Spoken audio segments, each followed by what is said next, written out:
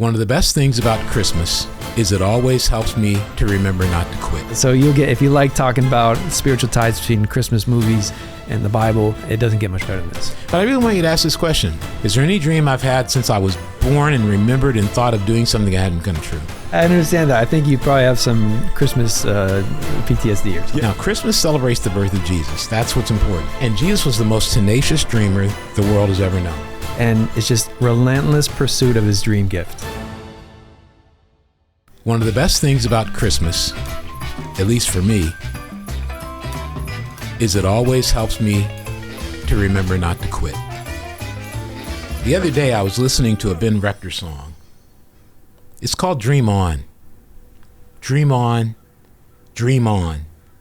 Even when you're afraid all your dreams may be gone, just dream on, dream on. When the world says you're crazy, just tell them they're wrong and dream on. The words stayed free. The eyes were jailed. This describes every person who speaks without vision. Their words express certainty, but their eyes lack life. It is obvious they've quit dreaming, and their mission is to let us know every possibility that is impossible, every idea that is irrational, and every hope that is hopeless. Sometimes they're old, sometimes they're young, but always it seems, having given up on their dreams, their new mission is to extinguish the dream of others. Since they gave up on their possibilities, trading them in for impossibilities, they think it is the wise choice for those who desire a successful life. Yet there are some among us who do not want a successful life. We want a transformative life. For us, there's only one response: dream on. Proverbs 29:18 in the King James Version says, "Where there is no vision, the people perish." And then it says, "But he that keepeth the law, happy is he." For me, that final thought teaches me the law. God's word, the Holy Scriptures, the Bible, is a book of dreams that gives us vision for our lives. While many interpret them as rules, the spiritual person knows Scripture paints on the canvas of life, adding colors, twist, meaning, and purposes such that upon completion we see destiny. Experiencing this means we must be determined to dream on. There's no better time than Christmas to dream on. And what we've done at Deep Spirituality is we've created some content, and we've created a couple of podcasts along with 9 devotionals to be able to help us during the holidays not only grow stronger spiritually, happier spiritually, but to get a vision and to prepare in 2025 to dream on. Now that makes me think, Mike, of a pretty interesting movie that I've always disliked, but you love, and then I ended up liking it, and that's Christmas Story. Does Christmas Story have anything to do with dreaming? And specifically, a thought I want to put out there: don't quit dreaming, quit quitting. One of the things we can do is we can end up quitting on our dreams instead of quitting on our quitting. Does Christmas Story have anything for us on that? It does. So much so that 2024 is the year that you start liking Christmas Story. You're watching it this year. I actually started it last night. No, you didn't really? Yes, I did. All right, well, I started this Christmas last night. All right. So I got it. Well, that's one of my favorites. Okay, so I'm going to sell you tonight. For those who don't know, I've been trying to convince Russ to watch this for a lot of years now. Yes, indeed. Okay, so it's about a lot of things. There's a lot of themes in this movie: family, commercialism, and all that. But I think ultimately it's a movie about perseverance, because at its core, you got this kid Ralphie, and it's just relentless pursuit of his dream gift. And it's the Red Ryder BB gun. Oh boy. Right? Now, I didn't have the BB gun desire as a kid. For me, it was a Super Nintendo. Okay. Right. I'm doing everything I can. But if you watch the movie, the whole thing is just one obstacle after another, just trying to stop him, right? Just like it's his parents. You'll shoot your eye out. You know, that sounds like parents in my day. Yeah, when I was a kid. And he can even tell you, he's like, all right, if I can just get to Santa, right? So he's gotten so many no's, it's just not working out. He thought he would win a prize to the radio show, but it was just an ad. He's like, if I can just get to Santa. So he finally waits in this long line. He's fighting with his family. He's pushing over crying kids. He gets to the top. Finally, Santa, and he panics. He almost wishes for a football, but then he And then he's slide away. No. And it's, at a mall where it stands at the very top of this. You can take a slide down, right? Okay. So he's climbing up the slide because he almost loses his shot. And he's like, wait, no, Santa, I want a Red Ryder BB gun. And Santa goes, shoot your eye out, kid. I'm telling you, man, that's my generation. Oh, really? And that's exactly how parents talk. Yeah, well, that's why part of when I watch the movie, I see that, I'm like, yeah, I lived that. I don't know if I want to watch it. I understand that. I think you probably have some Christmas PTSD or something. Yes, exactly. But, he gets to the bottom, he's just laying down, and you're like, okay, that's got to be his give up moment, right? He reached the pinnacle. Yes. But he doesn't, he stays in there, and he goes overcome some other stuff. He's got family. There's a lot of stuff in the movie, family dynamics, and everybody's just cranky about something, or there's fighting and rebelliousness, and he gets in a fight at school, and all this stuff is happening. And right at the I'm sorry if you haven't seen the movie by now, you shouldn't have watched. I don't know what to tell you. It's not too late. That's what you tell them. It's not too late. Just like you say it for me. It's not too late. There you go. It's not too late. Pause the podcast. Don't listen to any other podcasts so you don't lose your place. Watch the movie, come back. Finish listening to the podcast. We'll have more tricks about Christmas Story. Then go watch it. There you go. But, at the end, you kind of learn the lessons about, on the end of the day, it was family, and they love each other very much. So it's kind of like after he's learned that lesson, his dad's go, is that one more present behind the couch over there? Are you kidding? And it's the BB gun. I never made it that far. I've made it about halfway. I did watch the second part, where he's an adult. The sequel. The sequel. Movie. Oh yeah, that was really good. Sequel. I like that. Yeah, I love that. And I need to watch it again because now I'm a dad. Yes. Well, that makes that so. It all comes full circle. Not quitting is really important, and I'm really thinking about the theme of Dream On for 2025. Mm-hmm. Don't quit dreaming, quit quitting. And that's what good. The young boy does in Christmas Story is what you see in a lot of Christmas movies, which is they're about staying with it, not giving up. It may be a relationship. It may be someone sick. It may be a gift that they long for, or a dream that they long for.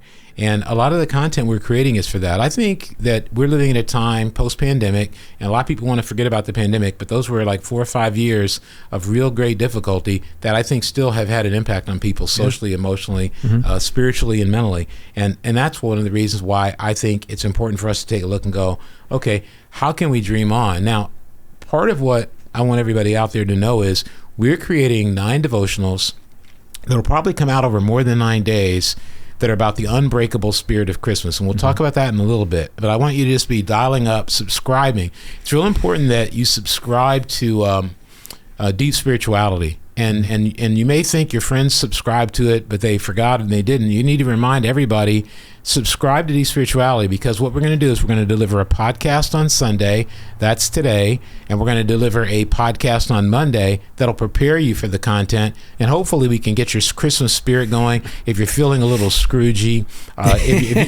you can get that Christmas spirit going, and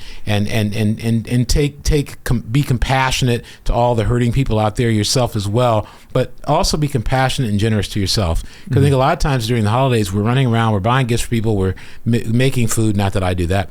We're making, well, no one wants me to do that anyway. We're making food. We're trying to clean up. We're getting on a plane. We're getting in a car. We're doing all these things. And one of the things we really need is we need encouragement for ourselves. And we think we've got some content that'll really do that. And I want to tell you, on the back end is the Dream On part. And we'll talk more about it. But I really want you to ask this question. Is there any dream I had this year that didn't come true? Is there any dream I've had over the last 10 years that hasn't come true? Is there any dream I've had since I was born and remembered and thought of doing something that hadn't come true? It's not too late to continue to dream on. Now, Christmas celebrates the birth of Jesus. That's what's important. And Jesus was the most tenacious dreamer the world has ever known. In Mark 3:6, the Voice translation offers a striking perspective. The Pharisees went directly from the synagogue to consult with the supporters of Herod, the Roman puppet ruler, about how they could get rid of this dangerous dreamer. Voice translation actually expands on it, and it's a translation that's mostly about amplification, and it says Jesus was a dangerous dreamer because it's implied. Jesus wasn't merely a man of ideals. He embodied the dream of God for humanity, a vision so profound it would inspire resistance and ultimately transform the world. Everything we're going to do in our series is about people learning about how Jesus interacted with people and the impact he had on their lives.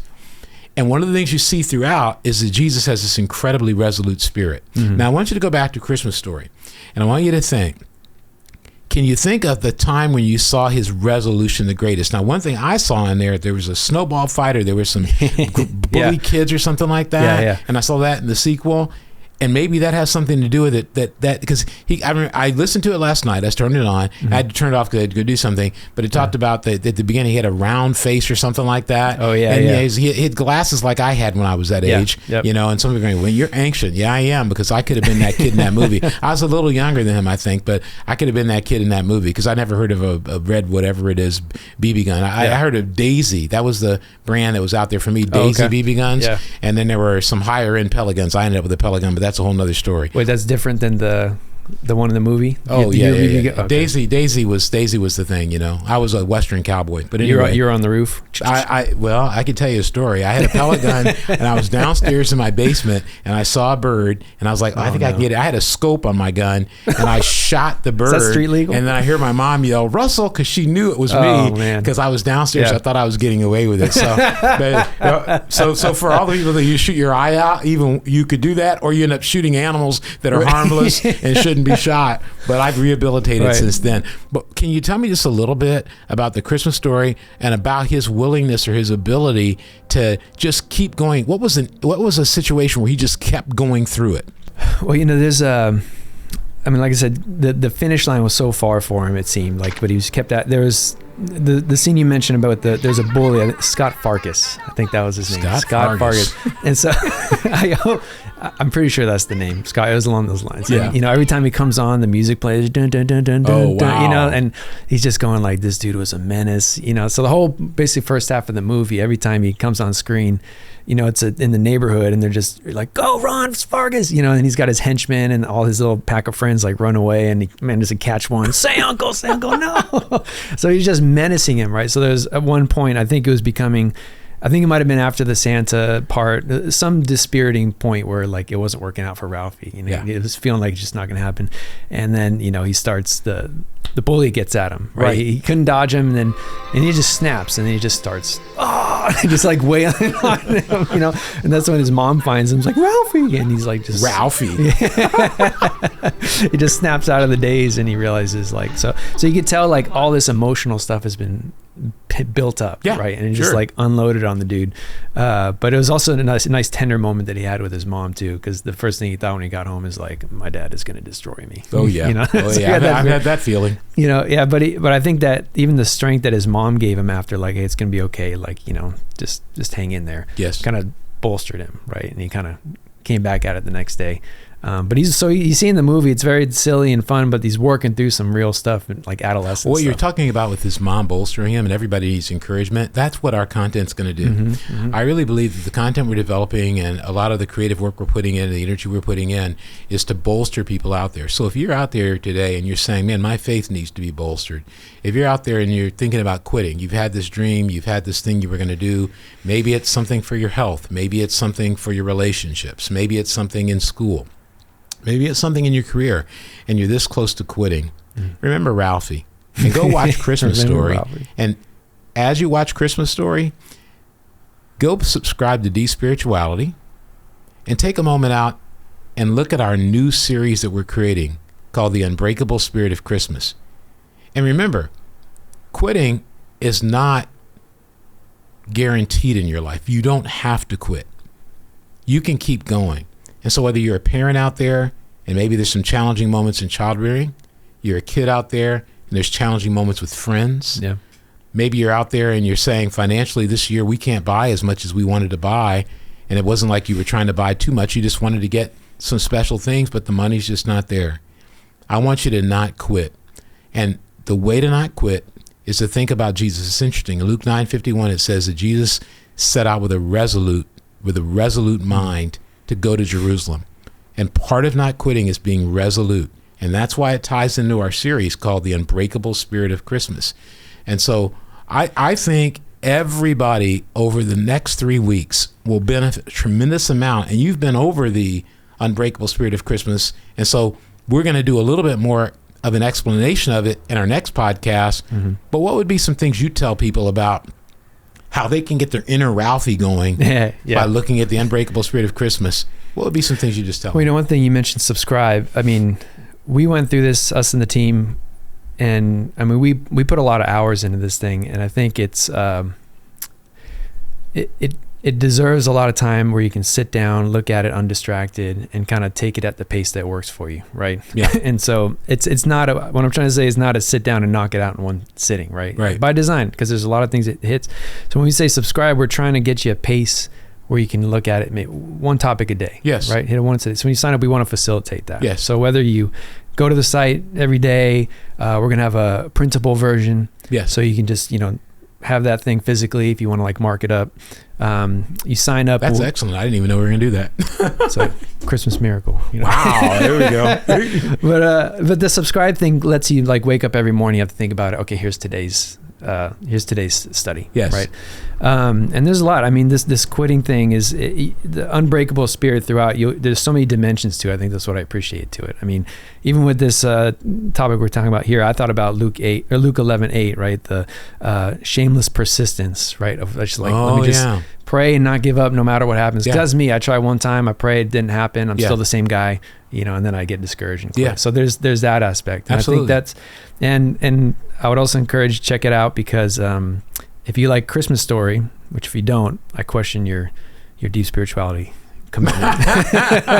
But there's you question their spirit of Christmas. I question the spirit of Christmas, but I got to give it to you. The amount of in-depth movie dissection in the 9 part was pretty impressive. I got to hand it to you. So you'll get, if you like talking about spiritual ties between Christmas movies and the Bible, it doesn't get much better than this. Well, I want everybody to be, getting excited about Christmas no matter what you plan to do.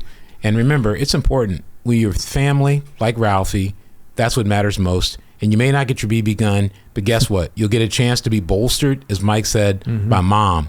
So this holiday season, we want you to dream on. Now, dream on is going to be something we're going to hit in 2025, but we're getting you started early. Don't quit dreaming. Quit quitting. Dream on. Dream on. Even when you're afraid all your dreams may be gone, just dream on. Dream on. When the world says you're crazy, just tell them they're wrong and dream on.